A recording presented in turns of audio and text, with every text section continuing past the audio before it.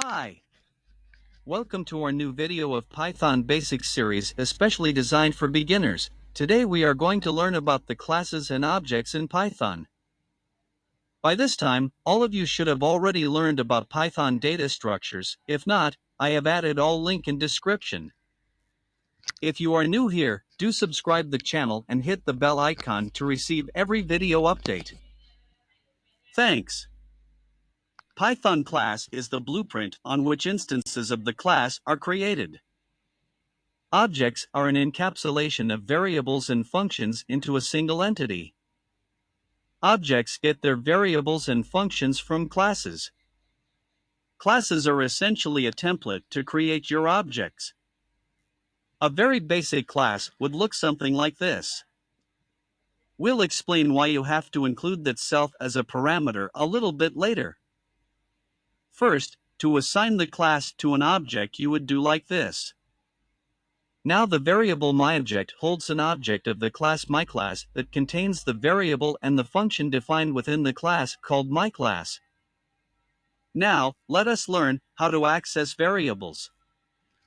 To access the variable inside of the newly created object myObject, you would do like this. You can create multiple different objects that are of the same class. However, each object contains independent copies of the variables defined in the class. For instance, if we were to define another object with the myClass class and then change the string in the variable. To access a function inside of an object, you use notation similar to accessing a variable. Now look at your screen, there is a function named function.